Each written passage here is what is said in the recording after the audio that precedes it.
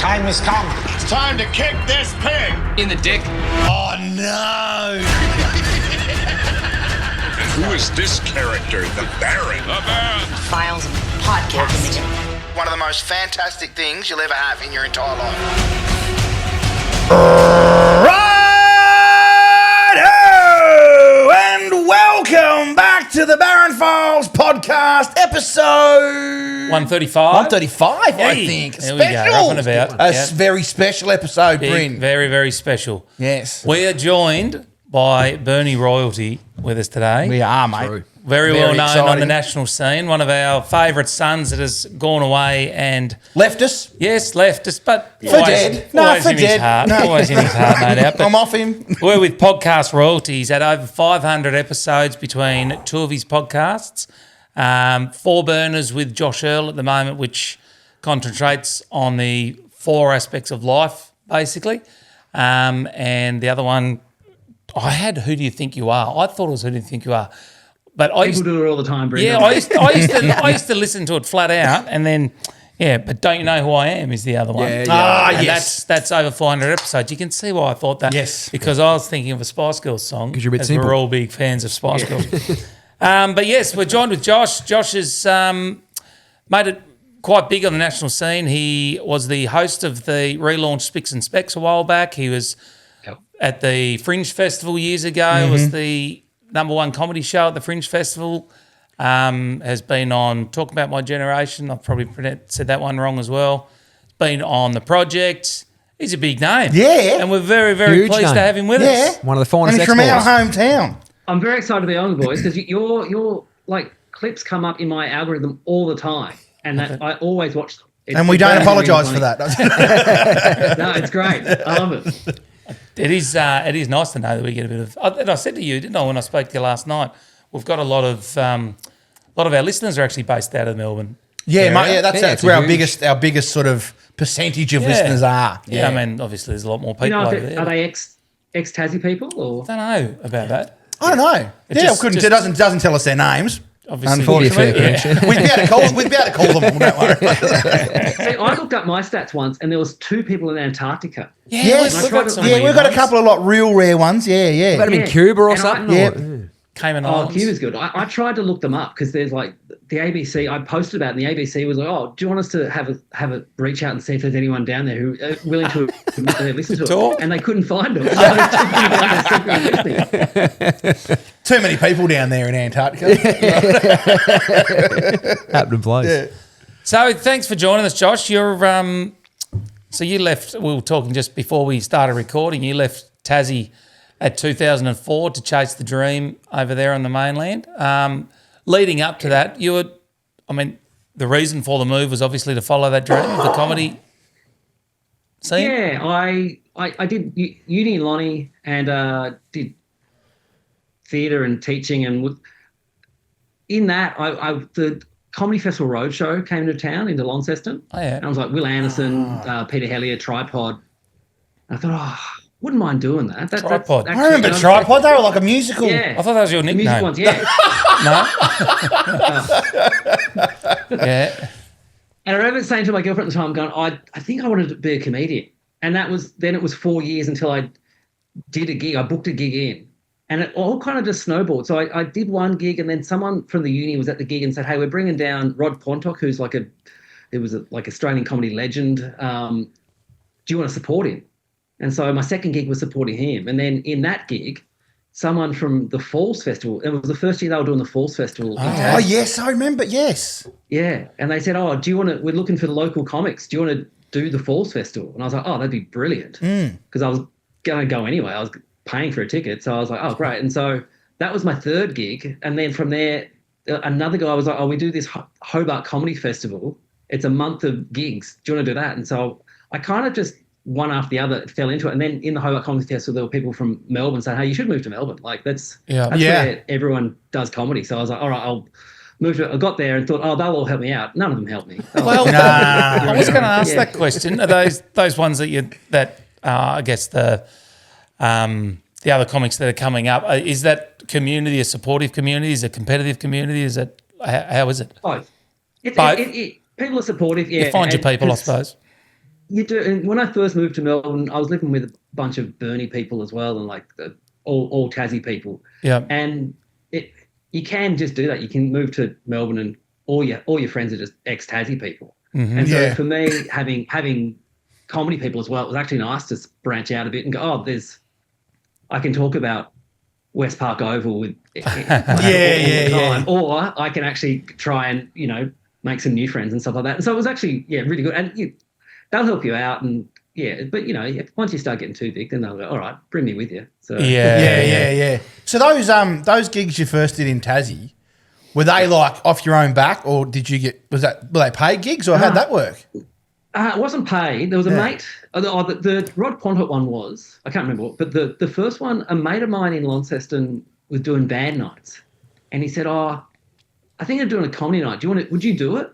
Because he knew I like comedy. Yeah. And I said, "Yeah, that'd be great." And so I did that, and there was like 3 other people on who, they were fine. None of us had done comedy before, but then and so it was just because someone else wanted to do something, I kind of got roped into doing it. Yeah, cool. That's awesome. We all sort of fancy ourselves as amateur comedians. We sit in this shed and talk a bit of shit, but it must be the most daunting thing ever. When you're about to walk through there, whether there's 50 people there or 2,000, that must be the most daunting, scariest feeling. Going out there to, people can sing and do different things, but to go out there and make people laugh is a totally different thing. Yeah, especially when you're starting, because you play some rough rooms. Like the Heidelberg West Footy Club, and they booked me. And at the time, I used to do musical stuff. I used to have a guitar and do songs. And they knew that when they booked me. And when I got there, they didn't have a mic stand for me. So you're joking. I couldn't hold the mic and play guitar. And so I said, I don't know what I'm going to do here. And they said, I'll leave it with me. They went and got the mop and bucket and just gaffer taped the mic to the handle of the mop. Wow. Highs and lows. Showbiz, eh? Is there a photo of that circulating at all? No, because it was like 2005. So okay. camera phones were. That would have been actually a really cool thing to have. That would be As a joke. as a bit of a like you could start doing your comics like that again. With the I mop remember bucket. doing that gig, and it was all the players at the bar and all their wives and girlfriends watching, and it was like, well, I don't understand why you booked this. And I'm sure everyone's going to be as happy. Yeah. So when you're on the comedy trail early days, are you working 5 nights a week to make ends meet, or are you doing 5 jobs, or how long a road was it, doing the small gigs like that before it started to pay its way? Yeah, I was working at a school, so I had a really good job actually. So I was working at a school as a school librarian. But when I first started, my hours were 12 to 6, which was perfect because it means I could do the gigs at night, stay, drink, do all that thing where you're like, so much of the job when you first start is just socializing with other comics. Networking. That's what it is. Yeah. Yeah. And so, wake up at 10, feeling a bit dusty, but going to work and it's fine. And then, so I did that up until 2010 and then kind of went, oh, you know what, I'd better really commit to doing comedy. So I quit the job and then did comedy full time up until about 2016. And then I got a job writing on the project. Yeah, wow. Oh, okay. I didn't know that. Yeah. So that's on the road all the time, like covering the country, or you just follow the gigs wherever they are? Yeah, pretty much. So I've toured pretty much everywhere in Australia, and like I've done some overseas. So I went to London and Edinburgh and keeping Singapore and stuff like that. But but like the Comedy Festival Roadshow was also another big thing. So the Melbourne Comedy Festival every year pick like 5 comics and they tour around. And so I've done the country twice with that, which is, so you go everywhere. You go Wow.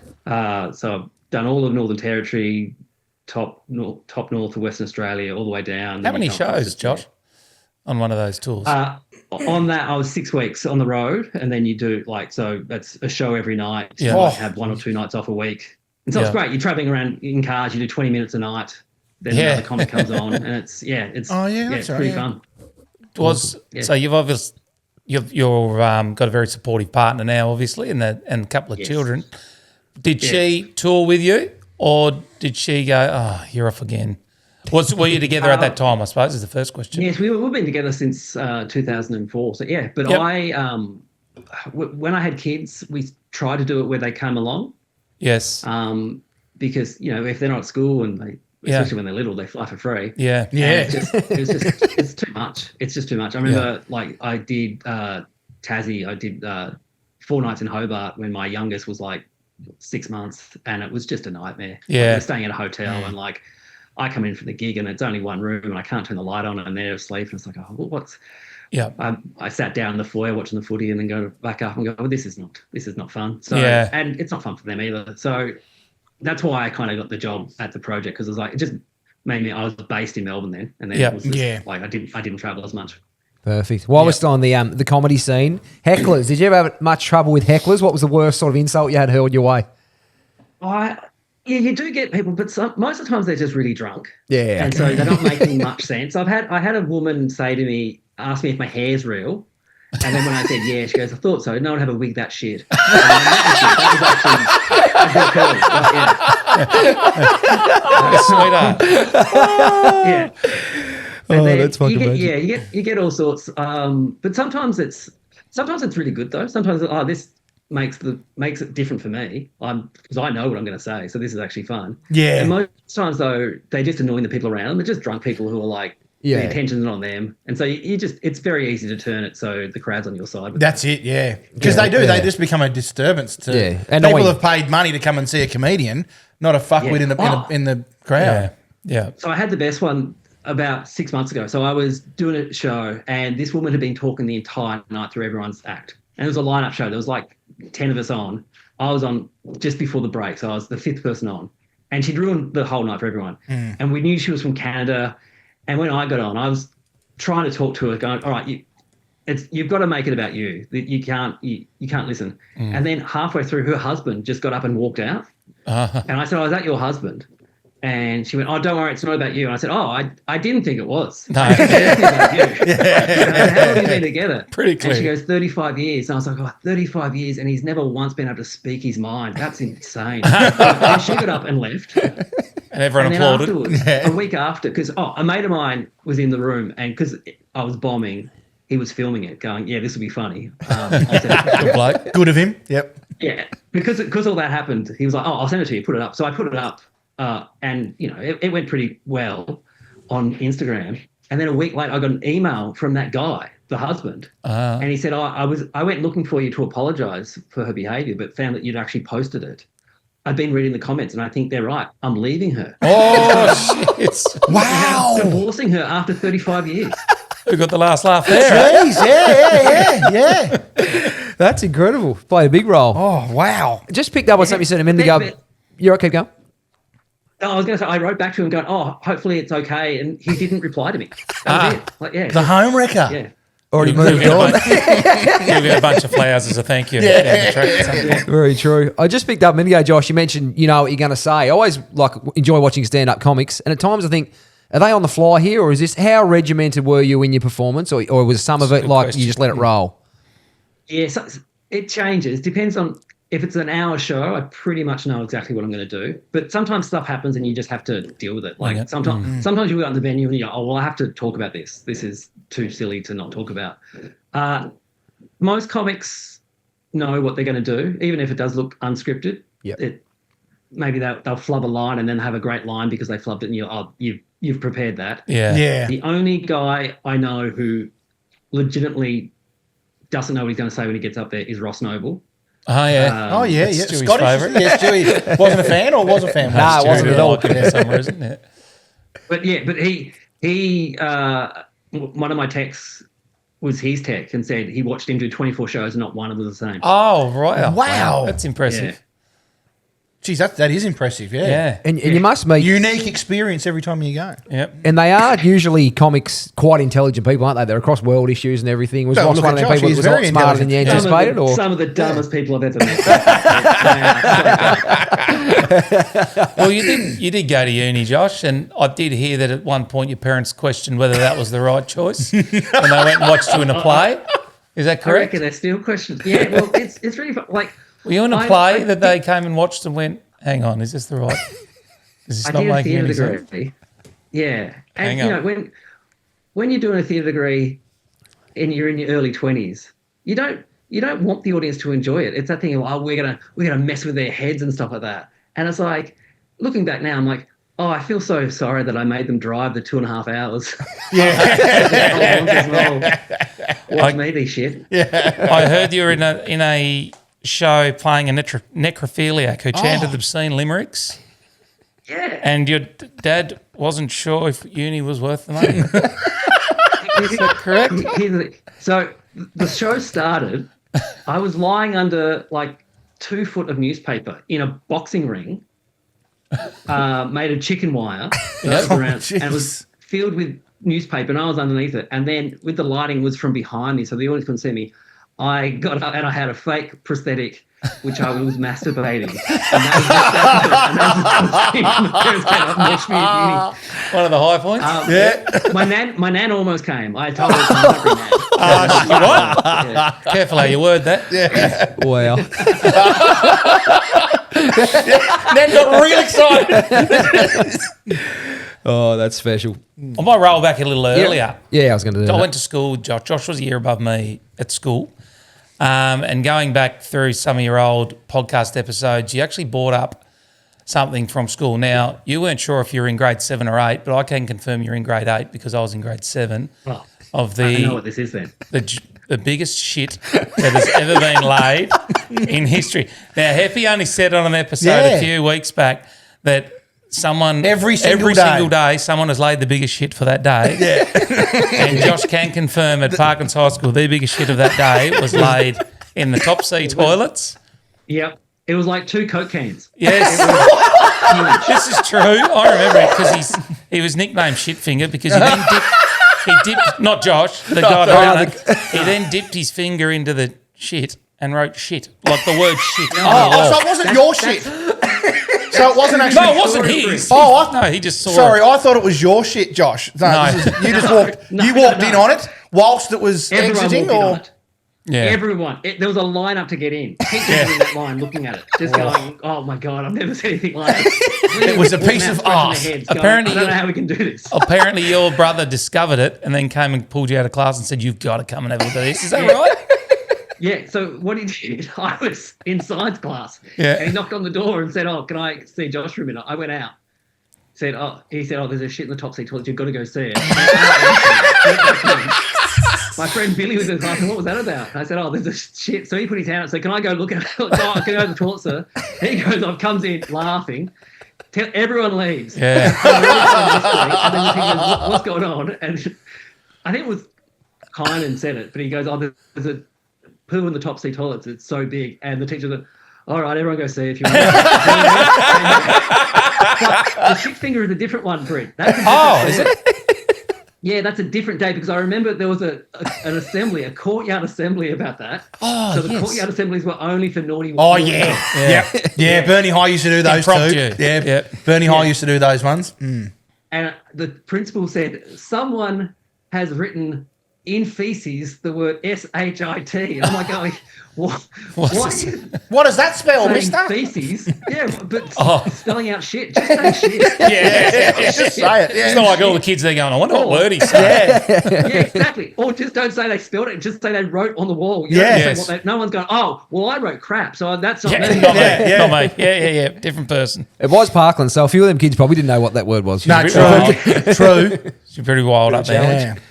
What else I had back in Parkland's days? You and Fonz, Justin Hazelwood, who went on to be the bedroom philosopher, were the comedy duo of the school at the old talent quests at lunchtime. Something's just come to mind there, I reckon, Josh. Did it? Yeah. Parkland's Paradise came to mind for me.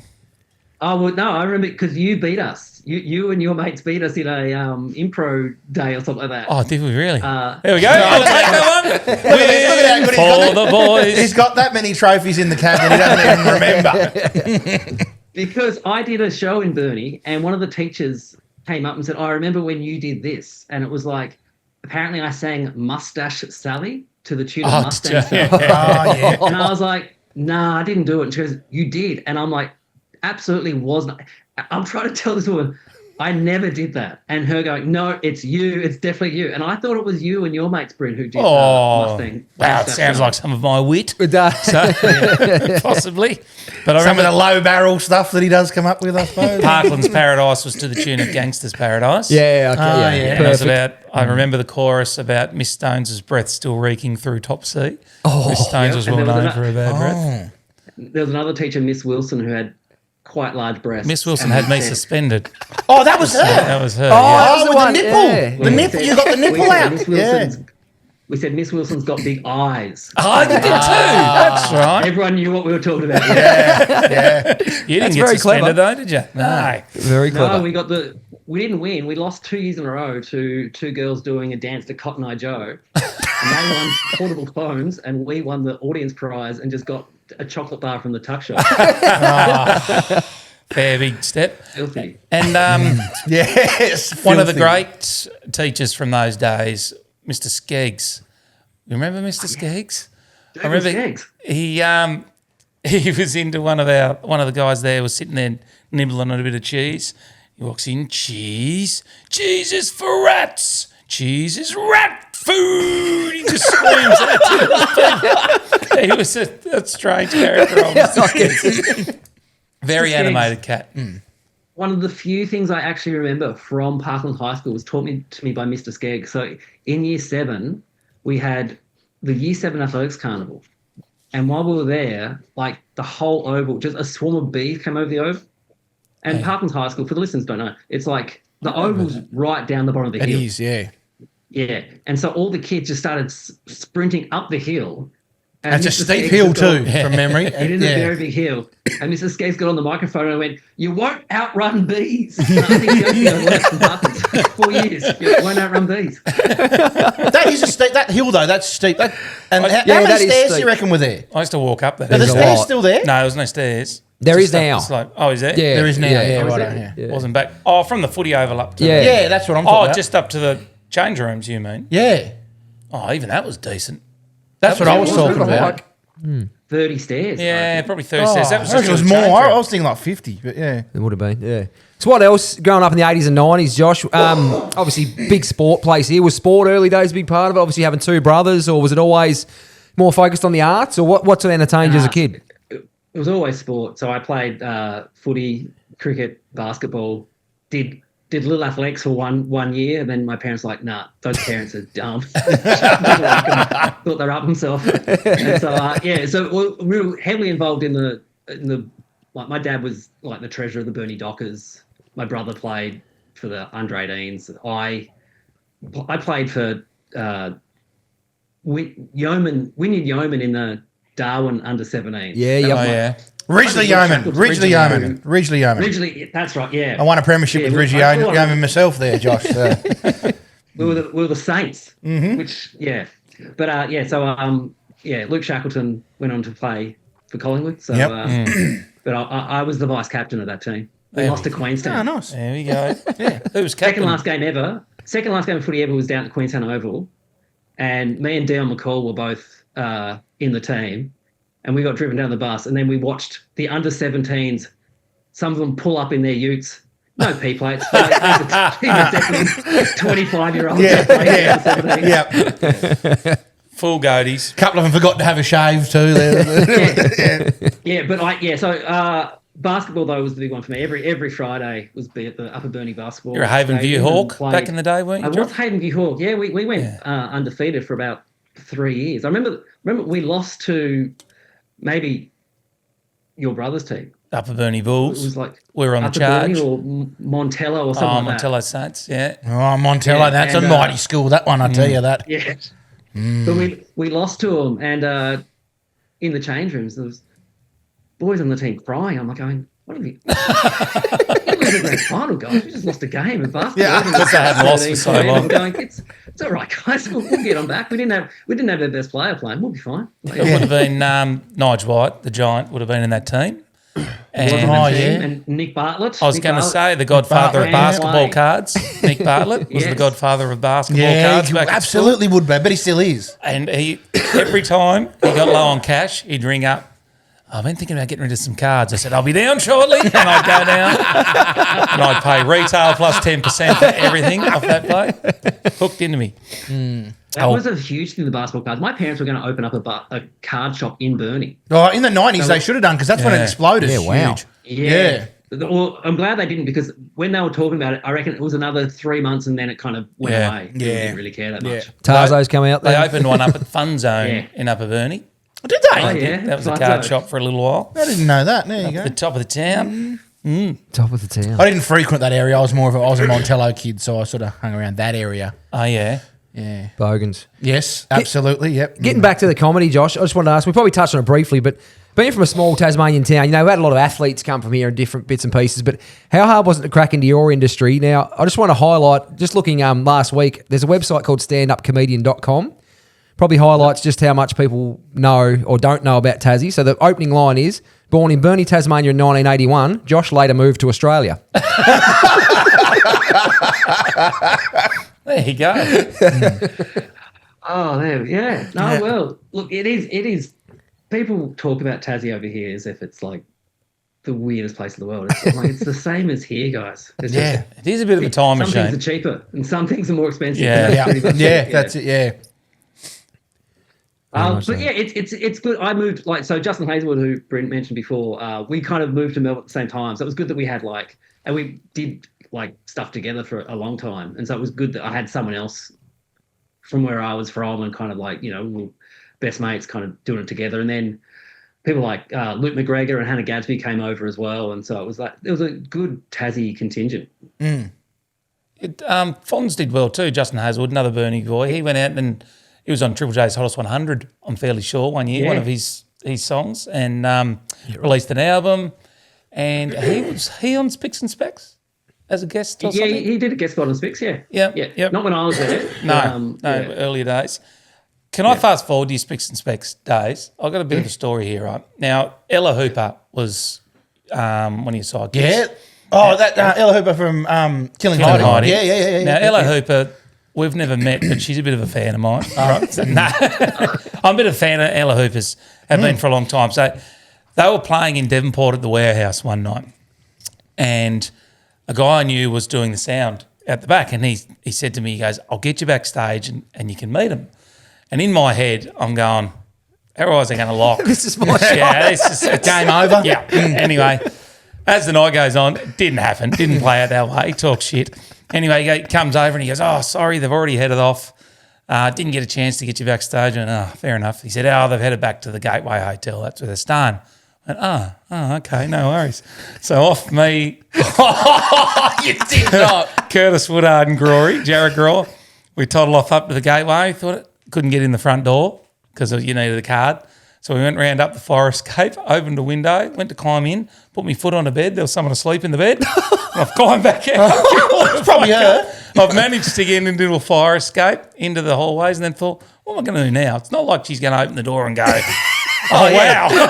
I'm so impressed. He's come for me. He's come for me. So it was probably about after we got actually inside, walking the hallways, and we've gone, I don't think this is going to play out the way I think it's going to in your head. We might just get out of this and Especially head all off. three of you trying to go in there at the same time. But in saying that, there was some crazy girl sitting outside a room who reckoned she was Jesse Hooper's, Ella's brother. Yeah. Yeah, she was in love with him, and she was just sitting outside this room. Just You were the complete same as her, just a bloke. Yeah. I was even cooler. He wasn't sitting down, Clint. Way anyway. cooler to walk through. Much Anyway. different. Much different. Very What would you talented. have done, Brent, if you broke into Jesse's room? Would you still went? It's like, Well, it's as close as I was ever going to get, wasn't it? Hooper's a hooper. Same bloodline. Could have been the starting point. Yeah. She's very. How'd it go? So it was Ella and who was your other? Richard. Richard. Yes. Alan. Yeah. Sorry. Oh, yeah, Alan Yeah, Richard. yes, it was. How was that time, mate? That was awesome. I was proud as punch when I saw that pop up. It was great. It was also kind of handled. It was one of those things where it was like I was so never thought it would ever happen. Like when I got because I did the show once. It was the last episode they filmed before the finale, and in that filming, the first 3 things I said got rounds of applause, and Hilsey stopped the record and said, "That's never happened, Josh, just so you know. Like, no one's ever had the first 3 things get a round of applause." Oh, yeah. I'm like, all right, well, I'm going all right, thanks. Yeah. And then afterwards, he said, in front of the producers, "I don't know why you're stopping the show. You should just keep it going and get Josh the host." And he was clearly saying that just to be nice. I don't think he really thought that was going to happen. Yeah. But the producers heard it and went, all right, if we do bring it back, we'll ask him to audition. That's cool. And so, but they don't ask you to audition by saying, "Hey, do you want to come and audition to host?" They say, "Hey, do you mind coming to help us out? We're doing some audition. Do you want to help us out?" Yeah. So because what happens is sometimes on a panel show, they'll audition the real host, but they'll get people to sit in the panel and you just play the game and it's fun. So I thought, I'm coming in to do that. Yep. And then I looked at the email and it was like, host Josh. And so I auditioned the first time thinking, oh, this has never happen. So how fun it will be to play make believe and I'm hosting Just enjoy it. Yeah. Do the experience, really yeah. Yeah. First one was really good. Wasn't nervous because thinking, well, this is never going to happen. Yeah. Then they called me back. They said, "Oh, do you mind coming back?" Then I'm like, "Oh, okay. This is a good sign." A little bit nervous, but there's people on the panel who I'm friends with. I'm like, "Oh, this will be fun. I know these people. It's great." And it goes really well. And then it's about 2 weeks and they call me up and they say, "It's down between you and another guy. Do you mind coming back in?" And I don't know who the other guy is. I was going to ask I do that. now, but it's fine. But yeah. But I so nervous this time, but still do it and think, all right, yeah. And then another 2 weeks go past, and then they call me up and they're like, "Hey, you've got it." It was a Monday night because I was doing a radio show and I was so excited. And then driving in, I realized, oh, my whole world's going to change now. It's there's so much pressure. Radio to I really TV felt is that huge, pressure. isn't it? That's a massive jump. Yeah. Yeah. Yeah, and it was community radio. It was no pay. And so and I told my friends, "Oh, yeah, I'm auditioning for this." So everyone's asking me. And then I was like, "Oh, no, I don't know." And then I'm really quiet. I can't say anything because they're like, "Oh, I reckon you've got it. You can't say anything." Oh, And good then of it got them. leaked. Yep. Yeah, it got leaked. And I wasn't allowed to say anything. I hadn't told my parents, which was annoying because, you don't get too many wins. They came and saw me when I was in that really bad play. This is a good win. I go, all that kind of stuff where I was thinking I might do this, it's actually paid off. But it got leaked. And so I had to call them up and say, "Hey, you're going to get a call from newspapers. Don't, because they were in the phone book then. Don't answer it or don't tell them anything." Yeah. And there's not many Earls in Tassie. There's only, I think, 2 on the Northwest Coast. And so it was a really weird thing. And then when the show came out, people hated us. Because we weren't the old ones. They like the old ones. People don't like change, do they? That happens with everything, though, doesn't it? It takes a while to win people over. I used to joke about it's like Australia's fallen asleep in front of the TV and then someone's come to turn it over or turn it off and they're woken up and going, "Oh, I was watching that." I'm like, you weren't paying any attention to it. Yeah. But just because it's changed, they're like, "Nah."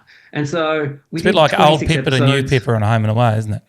When they change a character that you've become to love with for all that time and then they put the new one in there and you go, no matter how good they are, they're not the old one. Yeah. You just got to stick it out because Irene wasn't the original Irene. Did you know that? Oh, What? shit, no. I didn't I remember thought that. I thought I could remember her There's a coming different into Irene. it. Maybe she was an alcoholic. Yeah. She had the spikes, Yeah. the bleached spike The hair, blue eyeshadow. Similar to mine. the cream haircut. Yeah. Very true. And then the new one just won the Gold Logie last year. Yeah. So, Yeah, she did. Yeah, Good on anyway, Lynn. Lynn McGranger. Yeah, but so I really loved it. I got to meet a whole bunch of incredible people and had the best comics and musicians. And I remember Aid Edmondson from the Young Ones and Bottom came on, and I was like, "Oh, this is incredible and so exciting to someone who I watched as a kid." I was going to say, because you're a big fan of them, weren't you? I Bottom. was, yeah. I remember Bottom, especially the live shows. Yeah, I reckon I watched the tape of it every day of the summer. I had that, the VHS of it. What is it? Yeah. Yeah, Bottom live show. Rick Mail, who was it Drop Dead Fred? Rick Mail. Oh, right. Did I make Yeah, that he up? was. Yeah, he was. Yeah. And Adrian Edmondson, I think it is. Yeah. Yeah, they did the Bottom live show, which is a stage show that they put on and they recorded it, and we had the VCR of it. The VHS. VHS. Yeah, of it. Yeah. Speaking of Lynn McGranger before, I remember the Ben Cousins special a few years ago when he was going through about how drug addicted he was and all the highs and lows and everything. And they had Len Limmer-Granger popped up, and he reached out randomly, sent her a letter, and got in touch with Limmer-Granger. Via Raven? Via one of Bryn's letters. And I watched it with a mate, and we sort of said, imagine how fucking high you'd have to be to reach out to fucking Irene from for help with your drug addiction. So, she was alcoholic fucking 25 years ago. She might help she me. was in the show, wasn't she? She was an alcoholic. Yeah, that was, and it was the most random fucking thing. I still remember it, but crazy. Now, just some of the people that you've worked with, Josh. Can we digress, or were we halfway through something there? Sorry. I can't remember. No. The listeners will know, though. Yes, we're made aware of it. Be told, geez, you've cut him off. You've rude prick. I've got some of them here. Hamish Blake, Andy Lee, two of the biggest names. Two of my favourites, actually. Hannah Gadsby, who went viral, didn't she, with her show on Netflix. Sean McAuliffe, Will Anderson, James Acaster, who's funny as hell. I don't know if that's how it's pronounced, but been on 8 out of 10 Cats, does Countdown. And that's him, isn't it? That's James. Yeah. UK comic. Yep. Sam Pang, Tom Gleeson, Judith Lucy, like big names over time. So they had the opportunity to work with those people. I guess, and you probably don't want to say this, but have you come across any of those people where the ego seems to have outgrown the person? And I'm going to give you one example. Sam Pang is one that I look at, and then I think, I think that is he? Because I'd see him and I go, geez, he's getting a bit cocksure of himself with that stuff. I know that's the part of the persona that he plays as well, but yeah. I've known Pang since 2000. Like, he used to do Triple R radio, where I used to do as well. Yeah. So this is before any TV stuff. Like before he was even on SBS doing this. And his whole thing is like, he's contrary, and if everyone's trying, he'll go, I'm not going to try. And that's just his way. And it's great. And he's funny as hell. I'm not being critical of how funny he is. Just so being critical of how arrogant he is. Yes. So he's so big, and he's still got that kind of, well, this is who I am. Yeah, I'm not going to start trying now. Yeah, fair enough. That's why some people go, oh, no, you're a bit too cocky. Because I wrote for him for the Logies last year. Yep. And so he's a good guy in that he knew that, all right, I just, the project finished up, and he reached out and said, hey, do you want to write for me for a day? Just chuck us some gags, and if I think they're good, I'll put them in. So, Yeah, good. But there's some big names along the way. Yeah. There is one guy, though, Bryn, who, and there are the other guys, who acted like a cockhead before he was famous. Got famous, and it kind of settled him a bit. It was almost like he was so eager to be famous. Wow. Got it. Still a cockhead. Yeah. Less of a cockhead. Yeah. And his name is... Perfect. He probably thought he had to have that persona to start with. Maybe. To be taken seriously, maybe. I know what you mean. I'm just giving him an out. I've heard that about Shane Warne before. Some of the legends say about Shane Warne. Said, cricket didn't turn Warne into a wanker. He said he was a wanker at 18. He still was a wanker at 40. Fame didn't change. Just going back to Spicks and Specks briefly. So I know you're doing the host and obviously have people that run the show, but do you get much creative freedom to take it in a direction when you're doing a show like that? Are you allowed to make it yours, or is it pretty much you go out there and perform your role? Yeah, so I was one of the writers as well for it. And so I would write 50% of the, maybe some shows 50%, some shows 20%, but you just had a team of writers. So there was 4 of us writing for it. And then there was the producers who were working on it. So it was the same crew working on it, the original 7 seasons to my season. And then, so the games, we tried some new games and stuff like that. So they have games producers, and the albums that they find, or the books where you got to sing from, producer finding those. And so the jokes and stuff, yes, you do, but then you do a table read where about 20 people sit around and you read the show, and if it gets a laugh at the table, that goes in. If it doesn't, all right, let's rewrite that. And so, it's, you do once it's up and going though, as a host, you can kind of dictate where it goes. Yeah. Like that's the fun part of it. Well, there has to be some freedom, doesn't it? Because you never know what your guests are going to say, so you've got to be able to sort of ad-lib that bit too, don't you? So. I worked on it. I was the head writer of the show Tonight at the Museum, which is on earlier this year. They filmed that in Hobart. And Adam Leal, the chef who won MasterChef. Yep. Yeah, he was the producer of it. And he's a lawyer and a chef. So working in comedy was different for him because I was like, oh, no, you got to leave space for him. And he was like, yeah, but like, whereas cooking, it's like, no, you do this and this and this and this. And then the end result is this. Whereas comedy, you're like, no, chuck a bunch of stuff and let the comics work it out. Yeah. Fruit salad only. Somewhere else. Yeah, exactly. If it goes somewhere else, that's the goal. That's what you're kind of looking for. But for a while, it took a bit of convincing to go, hey, just let us do this. Yeah. Trust me, it'll work. Yeah. Yeah, it's Give us the reins. Yeah. Perfect. Did get a bit of a tip off. So I was told to ask you about the Festival Club at the Melbourne Comedy Festival back in the day. What went on in there? Oh, who told you about the festival? Oh, but the Festival Club is still going. So, but back in the day, it was because I don't know if it's like this down in Burnie, but a lot of people stop drinking. They get to an age and they just stop drinking. Yeah. Because back in the day, it was Brent hasn't stopped. it was. Well, I remember the first time I went there, I didn't know about it. Like, you just kind of, like, for me, the comedy festival was just what you saw on TV, the gala, which is like 20 acts doing 3 minutes each. That's what I thought the festival was. And then you get there and it's like 500 shows in every single bar in Melbourne. And the festival at that point was absolutely pumping, and it'd be like the best comics in the city jumping up, doing 10 minutes, but doing... So there was a guy called Daniel Kitson who's like a UK comic, kind of... He's never released anything, doesn't do podcasts or anything like that, but just does the best shows. Like every comic, it's probably their favorite comic, this guy, Daniel Kitson. And he was doing crowd work, and he said to a guy, what do you do? And he goes, I'm a stunt man. And he thought he was taking the piss. And he goes, all right, let's see. And so he goes, all right, clear the tables. Everyone take your jackets off. Come up on stage. I want you to jump off the stage onto the coats. And so the guy did it, like jumped so high. I reckon he would have would have been a 10-foot drop, I reckon. Oh shit! And Kitson was like, if you do it, I'll do it. So then Kitson does his shoulder. It's very it's fun. But you're like, that was my first year going, what is this place? So the festival party's there. So the end of the festival, everyone's done like a month of shows, and there's a big party on the Sunday night, and it goes until like 8 o'clock the next morning until they kick you out.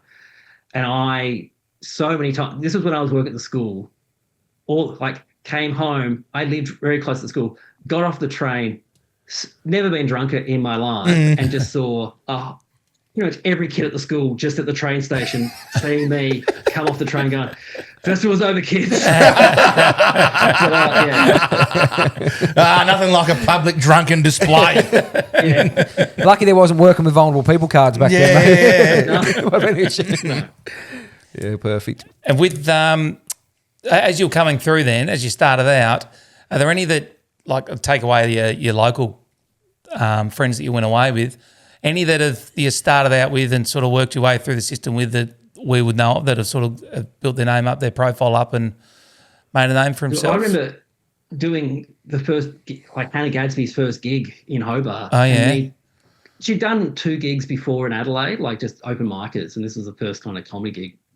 And there was at the back of the room, in the change room kind of thing, there's the running order, and then you have 10 minutes, and then next to it is 8, which is when you get a light at the back of the room, knowing you've only got 2 minutes to go.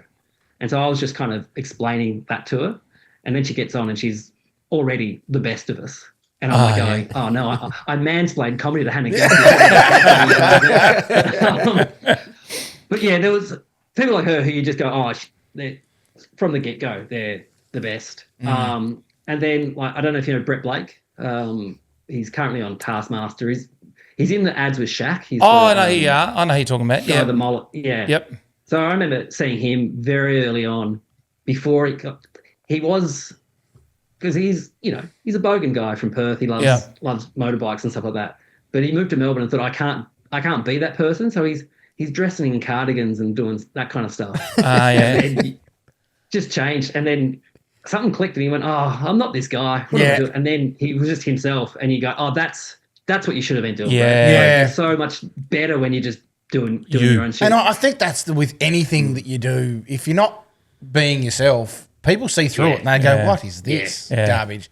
I mean, you can do your skits and that sort of stuff, and you've got to do acting and that, but you've got to have your own little bit of spin on everything that you do. Otherwise, your own personality to it. Yeah. And some won't like it. The other one's Ronnie Chang. Now on the Daily Show, he's in like Marvel films. I remember I reckon I saw him his last ever bomb. Like Bendigo. Yeah. We drove to Bendigo together, and Bendigo. If you don't know, there's a giant Chinese dragon as you enter Bendigo. It's like because there was like huge Chinese migration there for the gold rush. But we drove in at night. He didn't see it. He gets up on stage. His first joke doesn't do well, and he goes, "What? Have you never seen a Chinese person before? Have you never?" And I was like, "I'm in there going, I know the history of Bendigo. They've seen lots of." So the audience are going, "What are you talking about?" Wrong crowd, mate. We're very And so half of us are Asian, mate. He bombed for like 10 minutes and then got off and went, "I don't know what happened then." I'm like, "I know what happened. You tapped on them straight away," and they're not. Then on the way home, he was telling me, he goes, "Oh, I think I might sign." There was 2 like agencies who wanted to sign him, and he goes, "Who would you sign with?" And one was very established, and one was new. So one had like your Will Andersons, your Tom Gleasons, Peter Helly's, all that on it. And the other one was brand new. And I was like, "Oh, mate, I'd sign with the established one. You don't know what this new one's going to be like." Yeah. He signed with the new one because he went, "Oh, I don't want to be a small fish on their label. I want to be the biggest act they've got." And within about a year, he was like, got the Daily Show. He's off in America. And I'm like, "Oh, you know what you're doing." He did. Okay, righto. It's the Steph Curry Under Armour Yeah, scenario, isn't it? yeah. I thought you were about to say within a year he switched over, but no, righto, okay. No, he chose right. Yeah. While we're talking about, but I would have done the same. I'd have chosen the big established. I would have taken Josh's It's probably the advice. natural safer bet, I guess, isn't it? Yeah. You would have taken Josh's. Yeah. Walk us through the Laugh-A-Palooza lineup. So apparently you had a lot of fun with those guys. Yeah, this was great. So this was very early on. This was when musical comedy was kind of like the hot shit thing. And so in January, before the Comedy Fest was in March, April, this producer was like, "Hey, I'm going to do a night of just musical comics." So he chose me, he chose Justin Hazelwood, Sammy J, Sam Simmons, Eddie Perfect, who wrote I'm pretty perfect. What's he's written Beetlejuice. And some guy none of us had heard of, Tim Minchin. And Tim Minchin was hosting. And I walked in and he was like, "Oh, you dress cool." And I was like, "Well, people are going to look at you on stage." He was just wearing shorts. And then I'm like, "People are watching you, mate. Like, you're up on stage. It's a performance." And then he thought of that. And then the next week when he's on stage, I saw him. He's all dressed up. He's got his style. He's straightened his hair. I was going to ask about his hair because his hair's usually messed up. I feel somewhat responsible for the Tim Minchin. The makeover. You can't wear shorts on stage, right? Extreme makeover. Pretty well. Actually, I was told to ask you one more. You're right, keep going. Yeah, go for it. I was going to say, it was one of those gigs where everyone on the lineup went on to do something. None of it, like, Eddie had already kind of established himself. He'd won some Fringe Award, but the rest of us were, and Justin had been on Triple J and stuff, but the rest of us were brand new. And this producer just had an eye for it and went, "Yep, these guys." Awesome. That's awesome. My source did tell me to ask you, do you think the Baron could have fit right in with the Bike Chain song? He wouldn't know it. What's the Bike Chain song? Oh, is that your song? That was Tora a new one. Oh, was it? Yeah. I thought that must have been Josh's song. No, that's my song. That's my song. The Baron used to play a bit of musical comedy. Yeah, I'm with you. Nice. Yeah. Very, very small stuff. It was only for footy clubs, and they used to do it for free gigs for free piss. That's where it starts, mate. That's where Josh started. Footy clubs. Yeah. Mind you, free piss for the Baron is an expensive night for a football club. It's cheaper to pay him. Nothing like a cash and handshake at the end of the gig. I love it. And a real mic There's stand. a club in Melbourne that pays cash, and I don't know how they do it. It's a big club, and I don't know how at the end of the week they can just get an envelope full of cash. It's like, how has the ATO not come across you guys? Yeah. It's getting hard though because there's a lot of you can't almost use it now though. It's getting hard to use it. Well, places. Cashless and for a long time, it might be their door charge. Oh, yeah. yeah. The footy games There's still do that, some don't places around here. If you go to a club that you can't pay with FPOS to get in, you've actually got to pay them cash to get in. Yeah, okay. Yeah, there's a couple of massage places over here. Yeah. You don't want them showing up on the ATM card.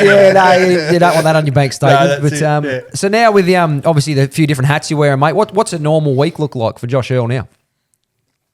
at the minute, I'm doing audience warm-up for Fox Footy's The Bounce. So it's on Sundays. And then I'm just Great show. So It is, yeah. thanks. Not that I have anything to do with it. You do the warm-up. I tell them to clap. But yeah, so I do that, and then just writing. So I've got a new show I'm doing in August called Coach, all about, because I coach my kids' basketball team. So a bit of family stuff where I coach 2 basketball teams, and so I've got this show which looks a lot of talk about Burnie, a lot of talk about playing mini league, we called it. That's what it used to be called, mini league. Yeah. It's back to that. Yeah, I it is coach true, under yeah. 10s. It's Under back to 10s is called mini mini league in Yeah, Tassie. yeah, it has been. It's gone full circle. Yeah. When you coach, do you have to be on the field with them as well? Tell them where to stand? Bits and pieces. No, not by rule, but we do at times. Yeah. Yep. Because my dad was my first coach, and I remember every single time we'd drive home, and he'd just be complaining that no one stood in their positions. And so the next week, I had in my head, I'm going to stand in my position, and I stood still for the entire game, didn't move. Because you wanted to stay in your position. Keep Dad happy. Dad was so bloody proud. I remember the ball rolling past me, leading out, trying to touch it. Couldn't reach it. You would have. My dad would have umpired you, Brent, because he used to. Oh yeah, he's umpired me as well. Yeah. I remember. Oh yeah. Well, if a team was winning by heaps, as the umpire, he would mark it and then torp it down the other end. Parents would lose their nuts. Yeah. I've done that. Actually, while we're on your old man, I had a lot of great memories. Oh, not a lot, a few great memories. But one thing I've always wanted to ask you or your brothers. So I've said our parents spent a bit of time back in the day. He had a pretty cool party trick that I don't think he even knew he was doing. So he could drink beer all day, but as soon as your old man would have 2 or 3 glasses of red wine, he lost the ability to speak English. It was absolutely incredible. He lost it before the 2. But yeah, I mean, maybe he just used up all his words. He didn't mind a chat. Yeah. Yeah, pretty good at that. With your coach, so with the show that you're going through at the moment, and you're about to launch, you plan at some stage of getting out around the country and doing so with that? Yeah, so at the minute I'm just going to do it one time in Melbourne in August, and then if it goes well, I think it will, do it around the country early next year. I'm going to go up to Brisbane at the end of the year, though, and do it up there, and then maybe Sydney as well. And then, plan is to do Adelaide, Perth, then down to Tassie. I was going to say, don't you forget about us. Don't leave us behind. It's such a Tassie show as well. So all the stories are pretty much from Tassie, apart from the ones about coaching these kids over here. But it's all about me, playing sport as a kid. And now I'm older than all of you. Did any of you remember when the Harlem Globetrotters came to Burnie? Yeah. Oh no, I remember they came to Launceston. I do. I don't remember coming to Burnie. You're only 6 months, 3 months older than me. Yeah, 88 they came to Burnie. And I was only 4 then, I was in the audience, and I remember a kid got pulled out, and I was like, he missed every shot, and I was sitting there filthy, just going, this is, I'd have dominated here. They'd have been taking me on tour. They oversold it, so all the kids just sat on the baseline, and all the adults in the stands. And you think, if I took my kids to the Harlem Globetrotters over here, there's no way we're getting any access to them. No way. Not at all. Nah. But down in Burnie, it was like, everyone's in. Because I remember when they would have AFL practice matches at West Park. Yes. Yeah. You just sit around the bike I track. remember Tony Lockett walking in. I remember that. Yeah, absolutely. Yeah. I remember St Kilda play, and Dad took us into the change rooms during the game, and I stood in Nicky Winmar's shoes. Yeah, right. Nicky Winmar's out there playing, and I'm just standing there. Dad's taking a photo of me in Nicky Winmar's shoes. I remember one year I tried to get Greg Williams' autograph in my program, and my pen didn't work, and he said, "Get a pen that works, mate." And then turned around, set him on your way. Anthony Koutafides' hair had not moved after the game. Same as he walked out there. It was still perfect. I remember a Carlton player, I can't remember his name though, but he told me to fuck off because I was like, "Where's Joe Bailey?" I was there, Josh. I was there. We were standing right at the race as they were walking out of the change rooms, and we've yelled out to Sauce. I didn't know you were there as well. I was out to tell this story. We're going, Sauce, give us Joe Bailey's number. And Fraser Brown came out and said, fuck off. Oh, was it Fraser Brown? Yeah, right. Because wasn't there was a video of Joe Bailey and wasn't there a thing? Nah. She was on Sale of the Century. Yeah, wasn't there something going on with them too? Well, his wife's Joe. Did he marry her? Married. I was going to say, he was Joe. So, Okay, yeah. I was thinking, I didn't know. I might have been thinking of someone else then, sorry. Yeah. Yeah, it I'm was so Fraser. glad you remember that, Brian, because I tell people that, and they're like, "That's not true." That is true. I did not know you were there. It was Fraser Brown. Yeah, right. Fraser Brown was in line to coach Burnie at one point. Oh, was he? Well, he Just wouldn't have got after any his files career, on the bloody board, I can tell you. He Not lost the way he my vote. behaves. Lost my vote. Well, So where do you derive your coaching motivation from? Was it Lou Cox, Mr. Rob, or China McCall? Oh, China, one of the great coaches. Absolutely. He'd have called you Hurley. He used to say, "Shut in, Chales." I was lucky in my basketball. I had one of the great men in Burnie, Johnny O'Boyle. I don't know. If you know Johnny. Yes. JOB, yep. He coached me from under 12s up to under 18s, and just Good a human. lovely man. I didn't have Lou Cox as a coach. Oh, yeah. I had Griff. I don't know if you remember. Yeah, Wayne. Griff. He was. Yeah. Remember in the the Northwest final, we made the final. Burnie, and it was Burnie versus Devonport. Brady Rawlings was in that team. Oh, yeah. wow. He didn't play anyone on the bench. And Who's this, we Griff? lost. Only game we lost, and all the kids who didn't get a game but me quit. So 4 kids quit. Oh, yeah. And we had states coming up, and so Griff had to call them all up and say, "Oh, sorry I didn't play you, but when we're playing states, I'll put you in." So we made the grand final in the states as well against Devonport. Didn't put him in. None of those 4 got in. I was the only That was spite. Yeah, I don't know, but it was like we won the game. But it was. That's ruthless. What age group's that? That's under 12. So we're like 10 years old. You've got to harden them up, young. Basketball. Parents driving up to Launceston. Nah, you're not getting on. Basketball was very much like that a lot. It's still like that. Basketball is a very elite sport. I don't know what it is, but my young fella wants to play, and I say, mate, I don't know, like you're not going to get much of a go at it. He still wants to play, so I'm going to have to take him. I coach an under 10s team, and I've got good parents, which is good. But there's one parent who he himself was a good basketball player. His kid's not into it. It's not his kid's thing. Yeah. And he's like going, "Oh, I don't think he even touched the ball last game. How do you reckon we're going to get him to touch the ball?" I'm like, "Mate, I can't. Once they're on the court, I can't. I can't do anything. I can tell him to run. I can tell him to put his hands out and call for the ball, but I don't think he even wants the ball, mate." Jumping back to China for a second, a couple of his great calls. Oh, yes, mate. So China used to drop the H. Off everyone with an H on it and put an add it to anyone that had their name started with a vowel. So his own son was Harren.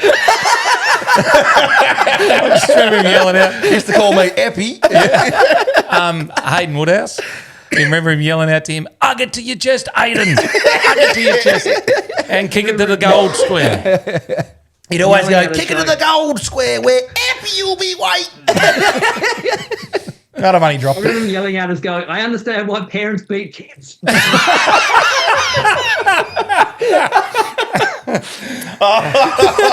One of a kind, that man. Oh, wow. And he fathered most of us, you reckon? Yes, that's right. He did too. You need people like him in communities where local sport is. Otherwise, they don't get off the ground. No, they don't. 100%. Go and pick up kids and drive them or drop boots around. That's what he did. He'd have a full car of kids and he'd be taking them. Yep. When you'd have 3 in the boot as well, just to get to there.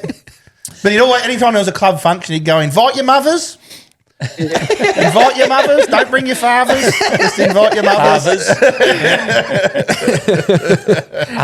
I think you're told to ask you about a story, Josh, about a search warrant in Launceston for your mate Berkey.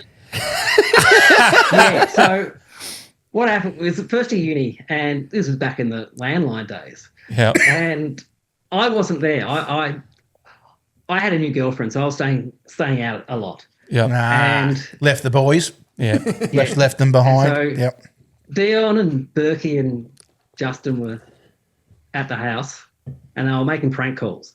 That was it. Yeah. So then the next, like a week later, get a knock on the door. It's 2 cops. It's me and Dion home on our own. Berkey's out. And they're like, "Oh, we got this number, called a house that got robbed that night. And we just want to come in and have a look at it there." And at the time, because the 3 of us living in the house, so we had in the lounge room, we had 2 VCRs and like as in copy and tapes and stuff like that. And I was like, oh, this looks really dodgy. And then, of course, they're like, oh, what's your names? Tell them my names. McCall. Related to China McCall? So they're like, so what do you, and we're like, oh, we just made some prank calls. That's all. And they're like, all right, well, don't do that. That's dumb. We leave. I'm furious. Yeah. Leon's angry as well.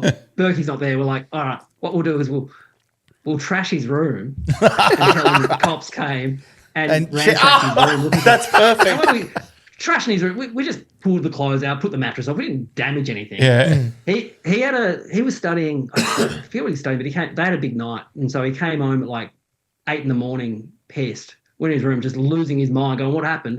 Like we wake up, oh, the cops came, and blah blah blah. And he thought, "That's not right." And we just got a load of wood as well delivered. So he went and stacked like a shed full of wood for us because he was so angry at the cops. That's fantastic. We told him we did it. Yeah. Yeah. Eventually. He's not finding out now. I've got a feeling. What year was that? Do you know what year that was? That was 99. Right. So I didn't get down. When did I move? I moved to Launceston in 2002. I'm sure Dion told me that story. Oh, he probably did. When I went out and saw him one time. Yeah. Yeah. Loves the story. Going back to your new show and everything, mate, 2026, the way things are with all the bullshit and political correctness, everything we face, is it easier than ever now to come up with gags? Like, there's a lot of fuel there, it seems. Yeah, it's so funny because people like do the whole you can't say anything anymore. I'm like, no one's stopping you from saying anything. No. Like, you can say whatever you want. We've talked about Like, this, yeah. And it's one of those things, like, you say whatever you want. And, yeah, as long as you're prepared to, if someone gets upset about it, and go, all right, well, why are you upset? And you can explain why you said it. And, like, yeah, it's one of those things. Like, I think that's something that people who don't go and see any comedy, like, go, oh, yeah, I bet you wish you could say what you... I'm like, come to a comedy show. People are saying whatever they want. Yeah. The most famous ones in the world are known for it, aren't they? Well, like Hughes's in a bit of hot water at the moment, isn't he? Is he? What for? Yeah, but that's because he's a millionaire and someone wants his money. Yeah. He is. Like, he got arrested outside his house, I think. Oh, I didn't know that. He's been making videos. Yeah, he's been making videos about the government. I think they're after him or something. Okay. I don't know. When I knew that he'd fully brain rot is when he's up at 6 o'clock in the morning making a video at the sunrise saying, "Fuck you, Albo." I'm like, well, that's not a great way to start your day. It's not, is it? Yeah. You've gone for a walk and you're like, oh, I'll tell Albo to go fuck himself. It's like, just enjoy the sunset, mate. Yeah. Yeah. I don't think life's been too bad for you. No, I think he's coming. No, he's done all right, hasn't he? He went to an auction. He went to an auction one day. Yeah, he bought a house. And bought a house and didn't tell his business. Yeah. Pulled in for a look. It wasn't just any house. It was the house from the block. Yeah, that's right. It was too. Yeah. It wasn't killed at Penthouse. He just bought on a whim. Yeah. He's doing all right. We won't cry for Hughesy, that's for sure. No, let's not cry for him, no. Apart from the hecklers, have you ever had the big backlash of the cancel culture like we have now? Can you ever remember where there's been a bit of uproar or nothing too serious? Nothing that I've done. The worst I ever had was, taking over from Hilsey and all. People. Like, I was getting death threats, like proper death threats. Like, really? From Hilsey? Going to the ABC, just going like, going on, do I need to report this? Like, yeah, you do. And so that was like, and at the time you kind of don't think it's serious. And then you do hear a story of someone like, Jen Fricker on ABC, she used to do Triple J, and she had a stalker, and the guy broke into the ABC while she was on air and got into the studio, and it's like, where does he think that's going to go? That's like you climbing. Like you climbing into the gateway. Once had a stalker. No, that wasn't a stalker though. That was just a genuine love interest that she was not aware of at that point. So. Completely different. But yeah, it is that thing of like, at the time you think, oh, is this serious? And then you think, oh, it actually could have been. Like, you don't know. Like, people are proper nuts. Yeah. Getting worse. Yeah. And all you're doing is you're just doing a job. Yeah, you pushed the wrong button. All you're doing is taking an opportunity. Yeah, and I did. It's not like I pushed him out. They quit the show. Yeah. Like, yeah. We said a little bit. He was moving back to England, wasn't he? I don't know. But look, we said a little bit, and we're nowhere near on that scale, but just some of our clips get up and you put something on there. And you go, where the hell did that come from? Why are we What getting sort of called comment is this? that? Yeah. Like, why, geez, you're getting personal. So what it is that once you go out, like the people who know you and like you and listen to you every week, they get it. They're in on the joke. Yes. But once it goes out of that circle into someone who like didn't log on to look at this, for some reason they take offense at you doing it. It's like, no, it's not me. It's if you're angry at someone, be angry at the algorithm for showing it to you. Yeah, He sees that's other true. stuff like this that's trying to drift you down into that direction. But yeah, it's one of those things you like going. Well, in saying that, you can go a little bit further, Josh, too. And if they're angry at the algorithm, they're angry at themselves because you're a product. Your algorithm is a product of you. Of what you look it's at. the thing you're liking and the thing you're watching. And commenting. And commenting, it'll show you more things like that. So if you don't like what you're seeing, that's because you're a fucking moron and you keep watching things you don't like what you're seeing. Yep. I struggled early days with that. I used to say to Happy, look at this fuckhead, what he wrote or whatever. And Baron actually had to walk me through it and say, well, you do realise, though, these fuckwits that don't like us by commenting are actually spreading the video further anyway. They're helping us. Yeah. They're helping us out. Yeah. Take the good and the It bad. is really hard not to do. I had someone say it's like if someone graffitied in a toilet wall about you and a friend went out and went, oh, there's someone written something about there. Don't go in. You don't want to see it. Most people go, oh, let me go see it. I'll go have a look. But Have you a little you cap do and go, talk. all right. And it's the same. If I do a show, say there's 100 people in the show and I can see one person not enjoying it, I don't think about the 99 people who did. I only think about the one person. Yeah. You do.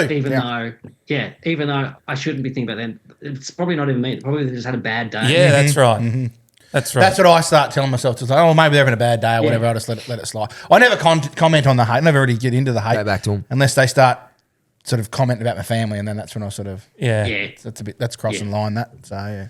There was one early that I quizzed you about where I'd said a little news story that I saw and something like, this is an absolute load of shit. If this was live, I'd call you out on air and blah, blah, blah, blah. And it was a legit story. And I said to Happy, should I post the link to the actual story on Channel 7? And he goes, let it go. Just let it wash over you. That's it. A great thing for me, because when I used to write the project for a few years, I was also in charge of responding to all the Facebook messages I'd get. Yep.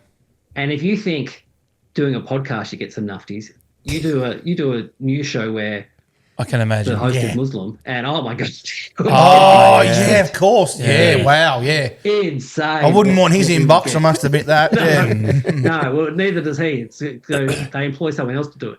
And so it was just, you'd go there and then we'd sit there and there was me and another guy who had a really good sense of humor about it, just laughing and, oh, you got to look at this one. And there were a few other writers who, it really affected them.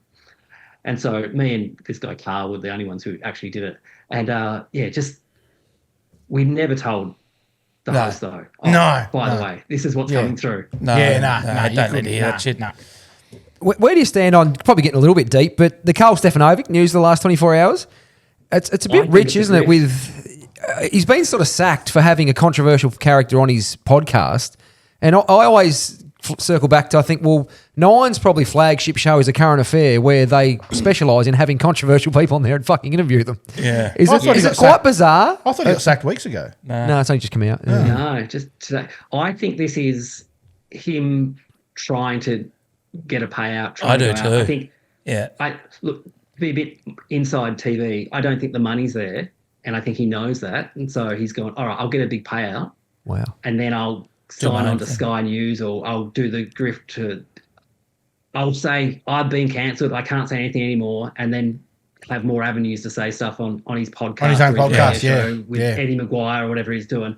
And it's almost a bit played out. I think most people like this now. Like, so Carl Sandler's the same. It's like, and that's the big one. I agree with you, Trent, in that terms of like, he was only doing what he'd been paid to do very well for the last 20 years. And for some reason, this time he stepped over the line. It's like, he's got the runs on the board that you promoted him for. Doing the same thing. But now it's wrong because a sponsor said that's wrong.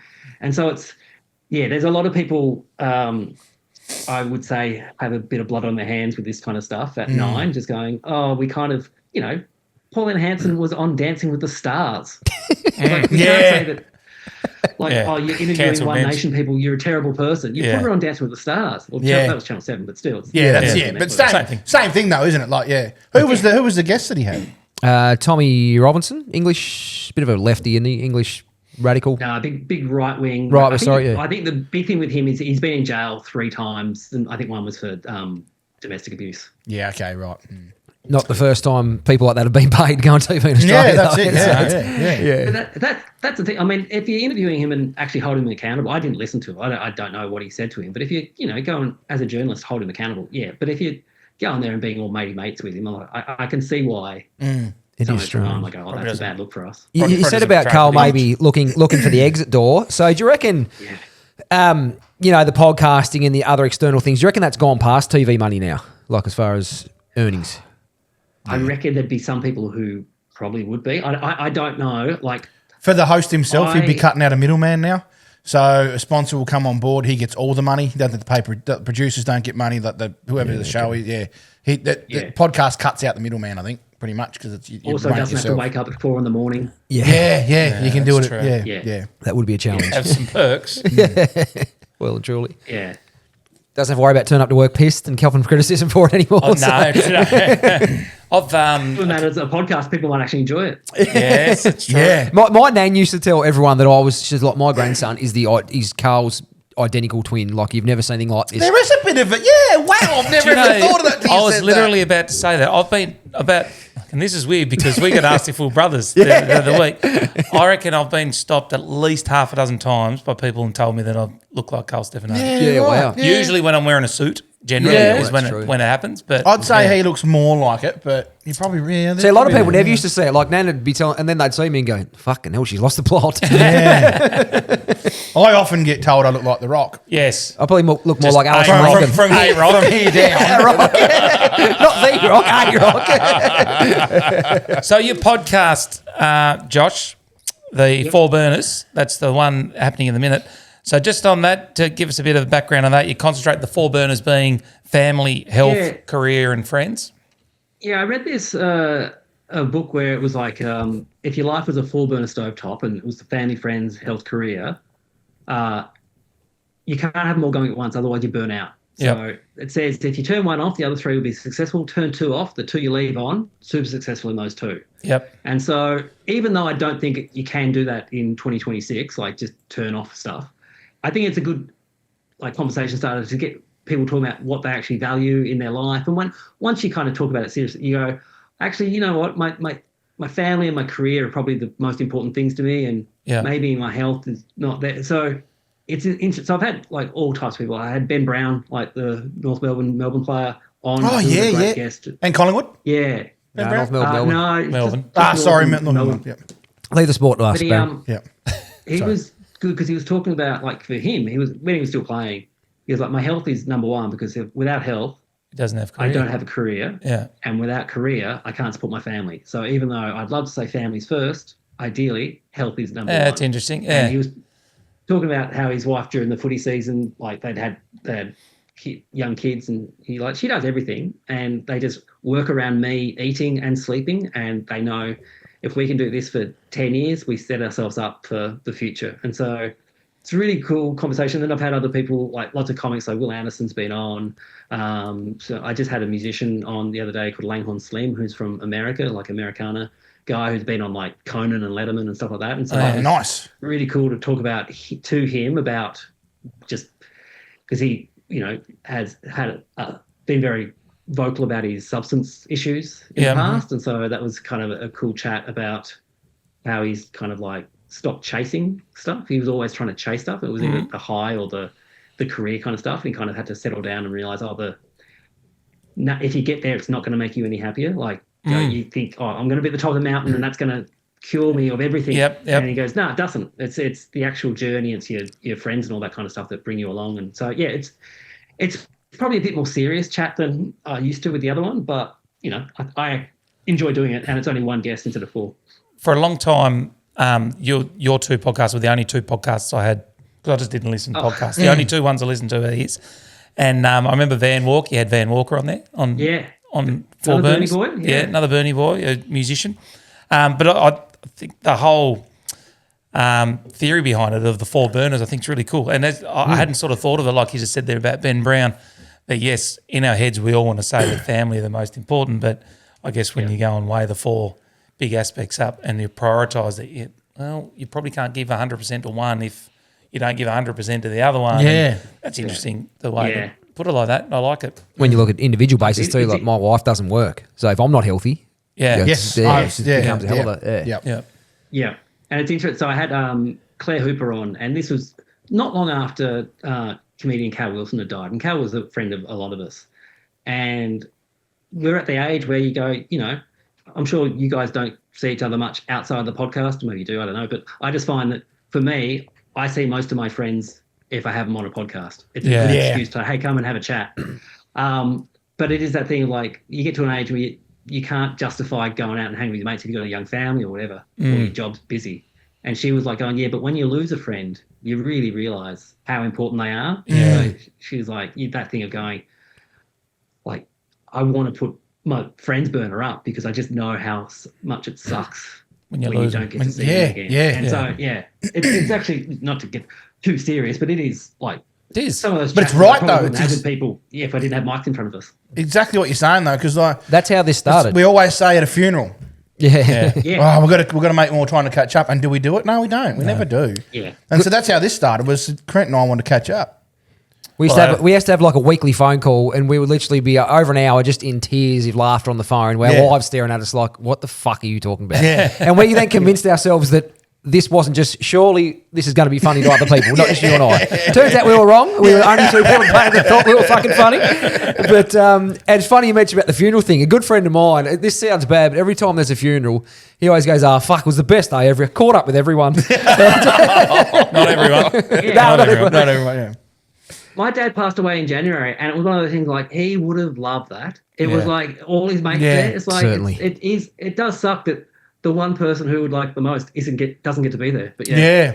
Remember someone saying to me, you should almost have a pre-funeral, like have a day for you. I know a guy that is. People are starting to do that. Yeah. If they're terminally illness and that, they'll have like a while they're still there. I'd love to sit back there and think all the bullshit people got to say about me when I die. Like, I'd he's a good bloke. I'd load into you. It's something like a pre-wake or something like I don't know. An awake or something. I don't know. Yeah. But you're right. That's the biggest day ever, all about you. Yeah, and you can't there. I did just want to, again, we probably get a little bit serious, but I want to mention you, like similar, Josh, you're a bit older than me, similar to these guys.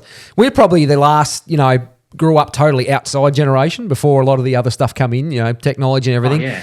Do you reckon it's a better world now with social media? No. I think it's easier. Correct. But I don't think it. I think, especially for me, in terms and what I do is like I think there's something about being bored as a kid that you have to make your own fun.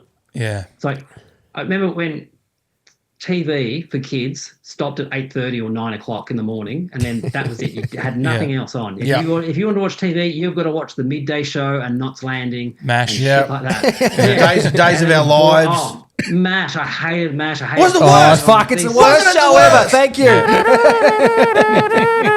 Oh my God, get it out of my ears. You can just watch stuff, and if you don't like it, you can just flick onto another thing that you like, and everything's catered to you, and there's no chance for you to be bored. And I think being bored is really... It's important.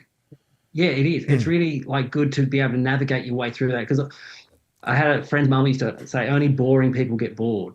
And I'm like, no, I think there's something about being bored that it actually makes you go and do something. Yeah, motivates you to do something. Figure out how you're going to stop being bored. And so we would have...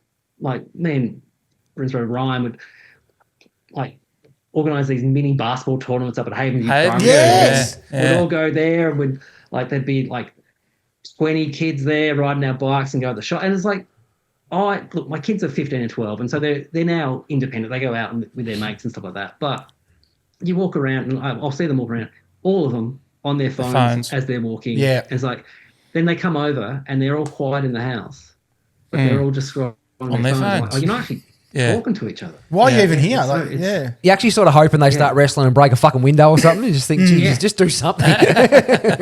We were the same in Montello with that. Like we'd have more cricket and football sort of games and cricket tournaments and things like that. Montello was more street fights and things like that. Yeah, there was a few of those. Drug deals. Spent a lot of time in Dion McCall's front yard. Yes, I can imagine. Playing backyard cricket there, or front yard cricket it was. It was great. But Just on the social media thing, How different do you think today versus when you were trying to come up into a world of comedy, and the exposure that it took for you to get access to the masses to be able to see you versus now? I know there's a plethora of people online.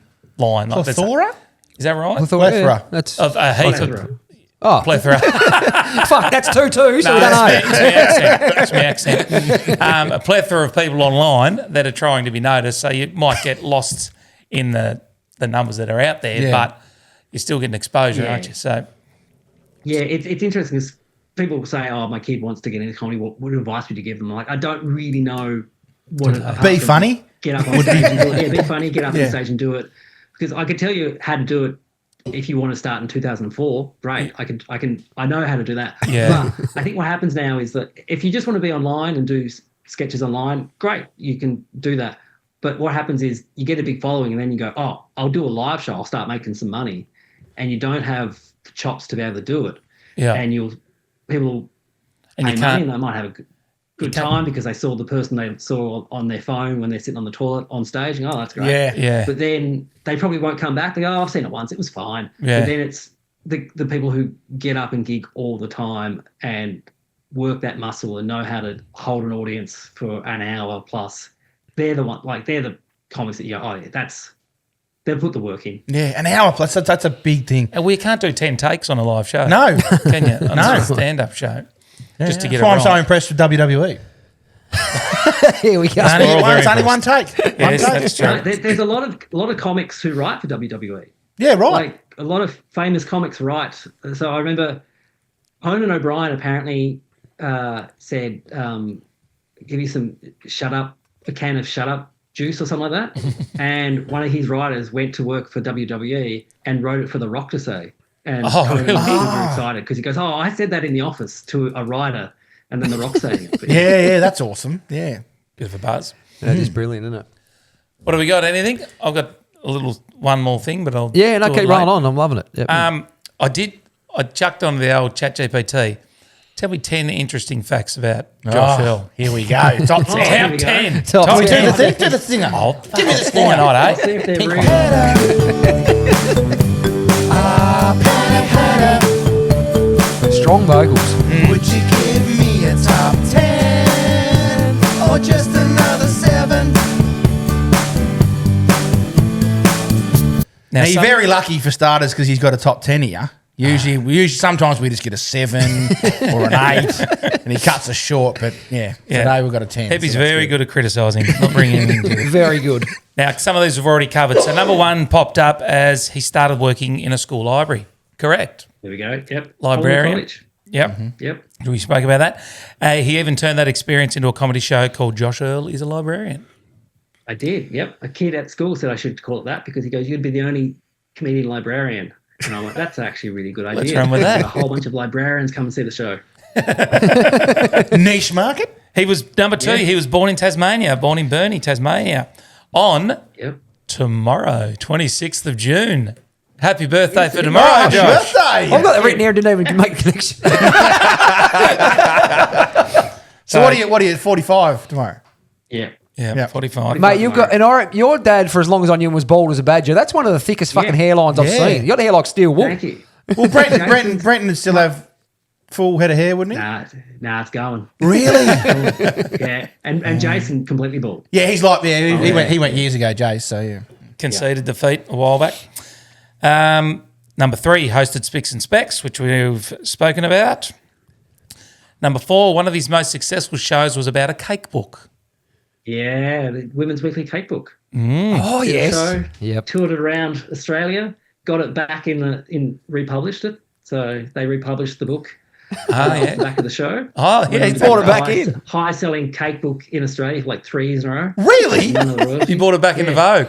There you go. Wow. That was Yeah. Well, the cricket bat used to have Dennis written on it, and then for one edition they changed it to Josh. oh, really? Yeah, There you go. Oh, that's cool. awesome. You performed that down here. I'm sure you did because we were only I talking. did. That was the Happy and I were only I talking about went to before. that show. It was up at Giorgio's, wasn't it? Upper Burnie. In Upper Burnie? Oh no, I didn't do it at No, that was one up at Burnie. I did with Justin. No, you did the town hall. The cake show at the Civic The Centre. Civic. Yeah. Yeah, I remember that. I went to that as well. I only went to the one at Giorgio's up in Burnie. Yeah. Number 5, he has a speech impediment and made comedy from it. Yep. Used to go up at Brooklyn Primary School to down to the Adult Ed Centre, which is now Harvey Norman, I think, and have a speech pathologist sit with a little mirror with me, and I'd have to talk because I couldn't be understood by people until I was about 5 years old. What was it? Okay. What like? It's called apraxia of speech. Yeah. It affects people in different ways. For me, it's almost like there's my brain to my mouth is like a water slide, and it sometimes just gets clogged. And I can't get the words out. I know what I'm trying to say, and they just don't come out. And so, 8 years of speech therapy. That's pretty unreal to then be live on stage being able to talk. So does that still happen or not? I still notice myself getting super fast sometimes, and that's just me trying to get the words out before they get blocked. So how does one unclog the water slide? Not be as anxious. Okay, so nerves. If you're doing new stuff, it's no good. Right. So you just and just practice. That's what it is. Yeah, okay. Or navigating work the muscle. Words I don't want to say. Yeah. Yep. Number 6, he created one of Australia's longest running comedy podcasts. Don't You Know Who I Am? Launched in 2014 and has run for more than 400 episodes. Very impressive. Yeah. Wow. And I thought starting in 2014, I was late to the podcast party. Oh, you're well early. Some of my Excuse mates the pun. had them from like 2010, and they were like, yeah. You missed that. You nearly sprayed it. Yeah.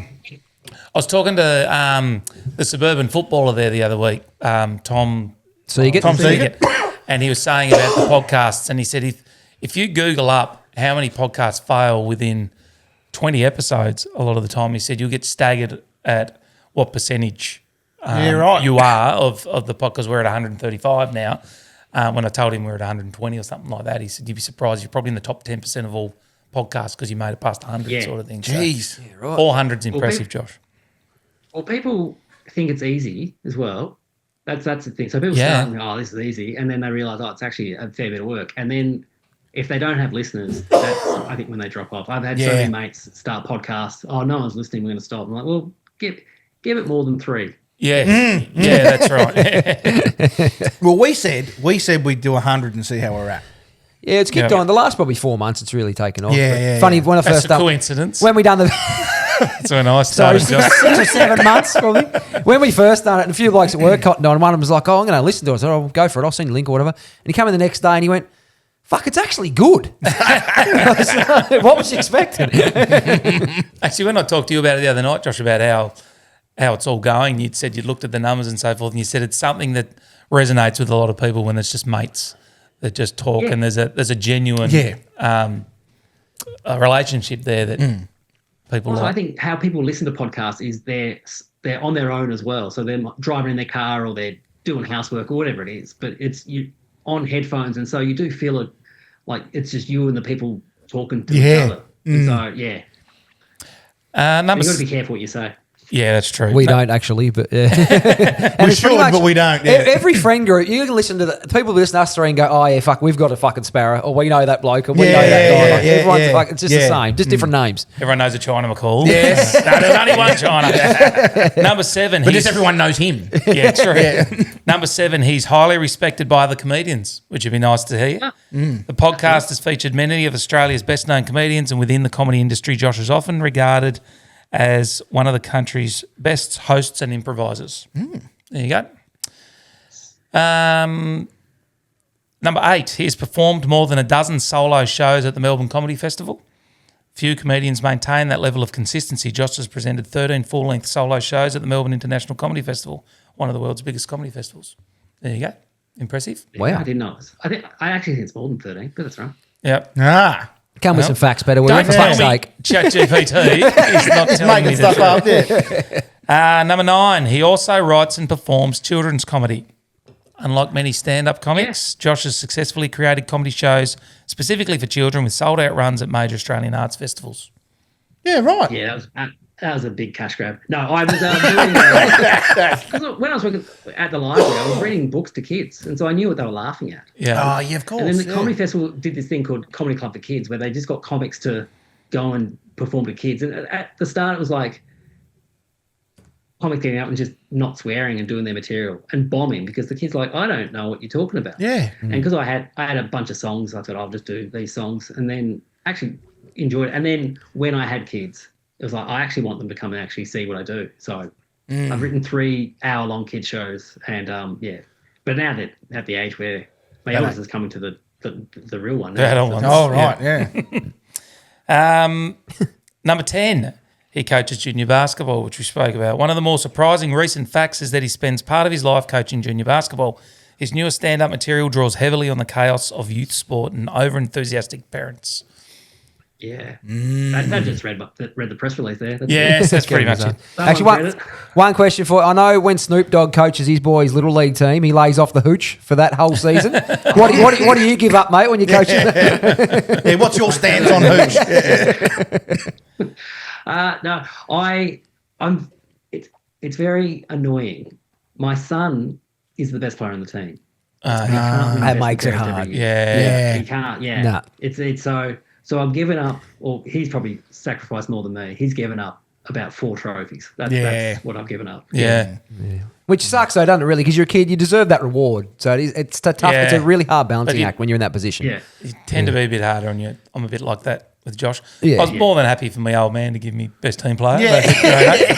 But, Coach's award. and just finishing on this one, on this top 10 thing, a fun Josh Earl story, which you've already told us about. When Josh first appeared on Spicks and Specks as a contestant, he was so memorable that producers later chose him to host the revised version of the show.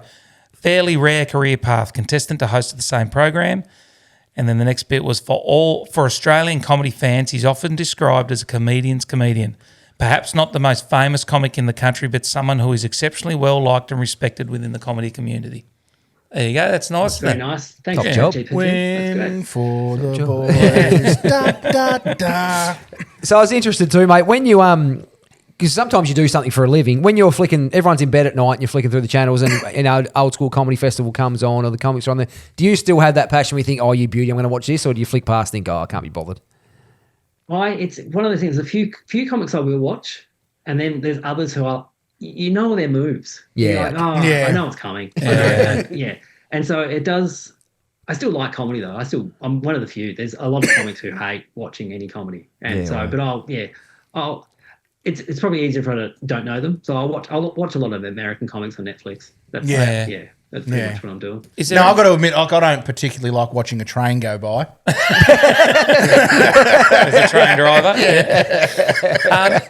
Is there anyone in particular who you do admire with their comedy, their performances in the? I mean, outside of myself, obviously. Is there anyone else out there that you I genuinely mentioned admire? Brett Blake. I reckon Brett's really, really funny. I like Cameron James. He makes me laugh a lot. American comics, I like John Mulaney. Kyle Kinane, I think, is great, who people probably don't know. I had him on Spicks and Specks. I really fought for him because I was a big fan, and they got him on. And look, he wasn't the best guest, but I was happy he was on. Just with that. Do you fly them over, or are they already in the country? Already in the country, Yeah. He was doing the comedy festival, and I said, I really want him. He's the best comic in the festival. And then after the show, he goes, I don't know what this show is. Like, you've got comics and you've got a pop singer and an opera singer. What is this show? Probably should have been talked to, like, Give it a heads up. debriefed a bit before, But Kyle Kinane's great, and I think they're the ones I really, really like at the minute. Yep, cool. Nice. Perfect. This one always interested too. Bryn's a Seinfeld nut. Yeah. And it's a bit of a controversial one these days. Seinfeld, funny or not, mate? I'm not a big fan of his stand-up. No. But I do like the show. Yeah, I'm no, a I'm the big same. fan of Larry David. Yeah. Yep. So Curb Your Enthusiasm. I just finished reading a Larry David book, actually, all about writing Seinfeld and then writing Curb Your Enthusiasm. And he's got a new show coming out, I think, tomorrow. And so, big fan of the TV show. No, well, I am too. I'm more the You're TV similar, show than the But stand-up. I know it's a little bit later, but Curb Your Enthusiasm, I reckon, is funnier. I think that's a fantastic show. Yeah, that was I agree. brilliant. Yeah, I actually think it's aged better as well. Yeah, possibly. Larry David hasn't, but I just don't no, he's 80. He's still okay. Yeah, fair enough. He looks younger than me, I think, at the moment. The last season with like Richard Lewis and that, they didn't look great. Time wasn't kind. Very good. Where can everyone find you, Josh? What's your social? Do you have socials, or what's your go? Yeah, I'm on Instagram, Mr. Josh Earl on Instagram. That's the main one. Facebook is Josh Earl Comedian. That's where if you want to see me do gigs and stuff. But yeah, and the podcast Four Burners out every single Wednesday. Nice. Perfect. Appreciate it. Thanks heaps for this, Josh. We really do appreciate it. Biggest guest we've had. Mate, I was actually nervous. I said to the boys yesterday, I feel like it's the night before a grand final. I'm actually nervous. It's over now, mate. It's over now. We've already won. We've already won. Well, you know, I said to Josh last night, I said, you're a big deal these days. I said, I know I've known you since I was a kid, but I still look, we said a while back, we should ask Josh to come on. I went, I don't handle rejection well. I don't know if I want to ask. So. Well, he has certainly left you behind. Yes. That's what, just ask people. People want to do stuff. It's like people say, how do you get all these big name guests on your podcast? I just ask them. And if they say no, fine. Doesn't matter. Move on with life. Most people like being asked to do stuff. Yeah, there's more than one person in the world that we can get on. Like there's 7 billion of them. Yeah. So I'm sure we'll get. We started at the top though, didn't we? If we can get 1%, yeah, we'll move down from. We're going to work our way down from Josh now. Yeah, so it'll be Brent Earl next week. Well, it's been good for me though to have someone on the pod that's just under 6 foot as well, like me. So there's 2 of us. Awesome, Josh. Thanks heaps for giving up your time. And when it comes out, make sure everyone goes and from the Melbourne area, go and see Coach. And when it hits around the country, lock in and make sure you go and listen to Four Burners as well. Yeah. Thanks so much, Josh. Really appreciate you being generous with your time with us. Thanks, mate. Legend. Thanks, mate. Oh, don't get a blood nose. Second red one. He found it. Righto! Thanks for listening to the Barron Files podcast, episode 135. Don't forget to follow us on our Facebook, TikTok, Instagram, and our YouTube. Love you all. Good.